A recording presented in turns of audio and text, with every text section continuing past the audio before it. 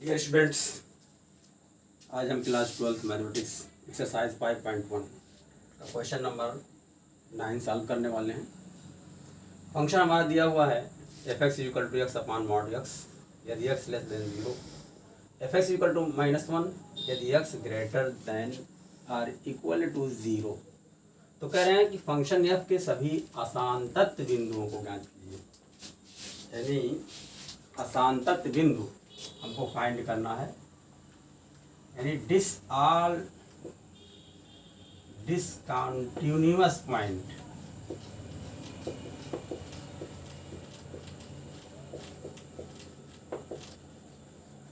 यानी real number में वे सारे पॉइंट्स ज्ञात करना है जिस पर फंक्शन डिसकंटिन्यूअस हो, जिस पर फंक्शन असंतत हो, यानी ग्राफ खींचने पर ब्रेक आए।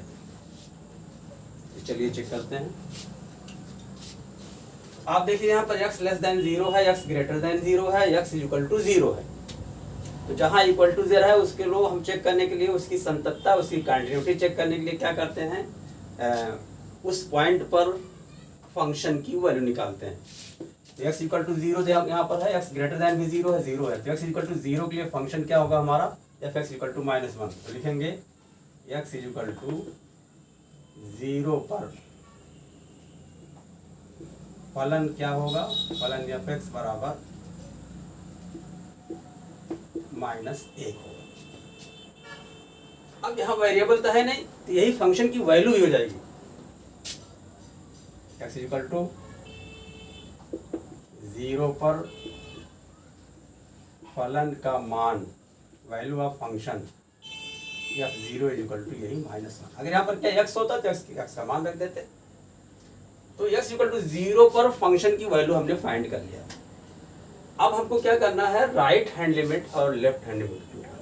राइट हैंड लिमिट क्या होती है, बार बार आपको बताया गया है। नंबर लाइन ये हमारा x इक्वल टू 0 है, तो x से बड़ी वैल्यू जब लेंगे और x इक्वल टू 0 की तरफ आएंगे, x से बड़ी वैल्यू जाहिर सी बात 0 के दाहिनी तरफ सारी वैल्यू जो है x से बड़ी है, तो इधर से आएंगे, मान लिया x यहाँ है, तो इधर से जब 0 की तरफ आएंगे ये हमारा 0 के नियरेस्ट करीब, ये हमारा राइट हैंड लिमिट हो जाएगा।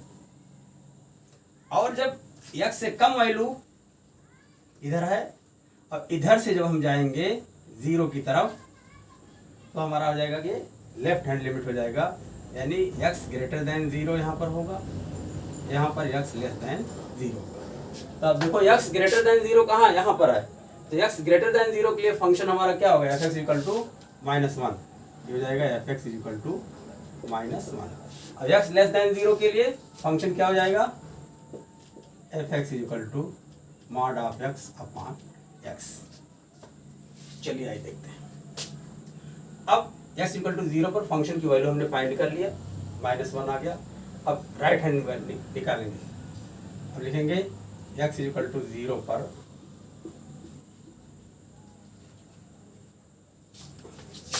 x ग्रेटर देन 0 के लिए लिखेंगे x ग्रेटर देन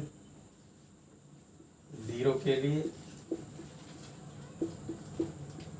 फलन क्या होगा, ग्रेटर देन 0 फलन एफ एक्स इक्वल टू -1 होगा, जिस पर RHL निकालेंगे, यानी यही RHL का काम करेगा, निकालेंगे। इसलिए x इक्वल टू 0 पर RHL इक्वल टू क्या है, एफ एक्स इक्वल टू -1। यहाँ पर वेरिएबल है ही नहीं तो डायरेक्ट लिख देंगे RHL इक्वल टू -1। क्लियर। अब देखते हैं लेस देन 0 के लिए, x लेस देन 0 के लिए फलन x लेस देन 0 यहाँ पर है, इसलिए फंक्शन हमारा होगा x अपॉन मॉड x, फलन F x equal to x upon mod x होगा। जिस पर LHL निकालेंगे। ठीक है, अब HL निकालेंगे, चलिए निकाल लेते हैं। इसलिए x इक्वल टू 0 पर पॉइंट हमारा क्या है, x इक्वल टू 0, बाई तरफ से 0 की तरफ जाएंगे और दाएं तरफ से 0 की तरफ आएंगे। तो वैल्यू दी हुई थी, लेकिन यहाँ पर वैल्यू हमको फाइंड करना है। तो लिखेंगे x इक्वल टू 0 पर LHL is equal to limit x tends to 0 minus क्या हुआ fx is equal to limit h tends to 0 f of 0 minus h is equal to limit h tends to 0। अब देखिए function हमारा LHL के लिए क्या है, LHL के लिए फंक्शन हमारा x अपॉन मॉड x है।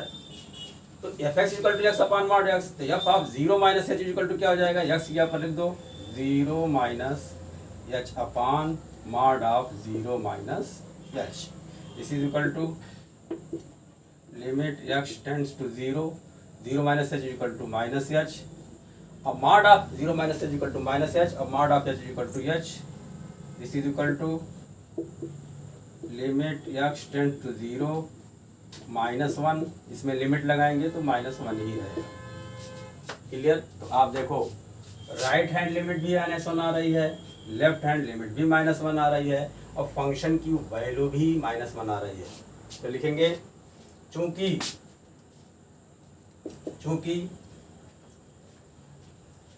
Right hand limit is equal to left hand limit is equal to f of function की वैल्यू यानी एफ ऑफ 0, इसलिए x बराबर 0 पर फलन संतत है, यानी कंटिन्यूअस है। फलन क्या हो गया, इस बिंदु पर संतत हो गया। क्लियर। अब देखते हैं हमको क्या करना है, असंतत बिंदुओं ज्ञात करना है। तो इसका मतलब हुआ हमने x इक्वल टू 0 तो निकाल लिया कि फलन संतत है, ये संतत बिंदु हो गया हमारा x इक्वल टू 0। लेकिन दाहिनी तरफ हो सकता है कोई पॉइंट है जहाँ पर जो है असंतत हो, संतत ना हो, तो इसके लिए फिर चेक करेंगे हम आगे। आमतौर लोग क्या करते हैं, यहीं पर लिख करके छोड़ देते हैं, लेकिन क्वेश्चन को देखिए, असंतत बिंदुओं को ज्ञात करना है। तो लिखेंगे यानी अब हम चेक करेंगे x ग्रेटर देन 0 और x लेस देन 0 के लिए फंक्शन संतत है कि असंतत है उन बिंदुओं पर। अब लिखेंगे जब x ग्रेटर देन 0, जब x ग्रेटर देन 0, तो ग्रेटर देन 0 के लिए फंक्शन क्या है, fx इज इक्वल टू -1, यानी x से बड़े जितने भी संख्याएं हैं नंबर लाइन पर या रियल नंबर में, उन सब पॉइंट्स पर फंक्शन कंटिन्यूअस होगा। क्यों, fx इक्वल टू -1 एक कांस्टेंट फंक्शन है जो कि कांस्टेंट फंक्शन है और हम जानते हैं कि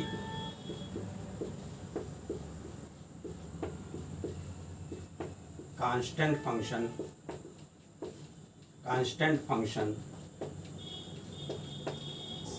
संतत होता है। क्या होता है, संतत होता है। इसलिए for all x greater than 0 फलन f संतत होगा। क्लियर। तो अब x इक्वल टू 0 पर फलन संतत हमारा हमने पहले ही निकाल लिया है। x ग्रेटर देन 0, इधर के सारे पॉइंट x से बड़े हैं, 3 पॉइंट पर भी क्या आ गया, संतत आ गया। अब इधर चेक करना है x से छोटी वैल्यू के लिए। अब लिखेंगे जब x less than zero, x less than zero फलन क्या है, x upon mod of x है, लेस देन, तो f x is equal to क्या है, x upon mod x, this is equal to, अब एक्स लेस देन जीरो, इस x की वैल्यू एक्स ही रहेगी, मॉड ऑफ एक्स की वैल्यू जब एक्स जीरो से छोटा होता है तो मॉड ऑफ एक्स की वैल्यू क्या होगी, माइनस एक्स होगी, this is equal to minus one, जो कि अब आ गया f x equal to minus one, यही कांस्टेंट फंक्शन है, जो कि कांस्टेंट फंक्शन, ये भी कांस्टेंट फंक्शन है, और कांस्टेंट फंक्शन क्या होता है, संतत होता है, इसलिए for all x less than zero, यानी जीरो से छोटी सभी संख्याओं के लिए फलन क्या होगा, संतत होगा, for all x less than zero फलन एफ संतत होगा, क्लियर। अब x इक्वल टू जीरो पर संतत, x से बड़ी जितनी संख्याएं हैं उस पर भी संतत, x से छोटी जितनी संख्याएं हैं उस पर भी संतत, इसका मतलब क्या हुआ कि संख्या सभी वास्तविक संख्याओं के लिए फलन क्या होगा, कंटिन्यूअस होगा, संतत होगा। उपरोक्त से स्पष्ट है कि उपरोक्त से स्पष्ट है कि फलन प्रत्येक बिंदु पर, प्रत्येक बिंदु पर, यानी for all x belongs to R, फलन प्रत्येक बिंदु पर संतत है, ठीक है, अर्थात किसी बिंदु पर असंतत नहीं है, अर्थात किसी बिंदु पर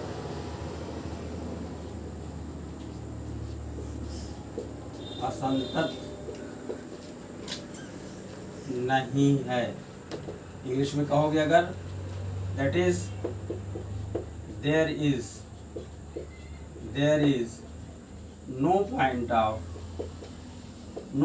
ऑफ डिसकंटिन्यूटी,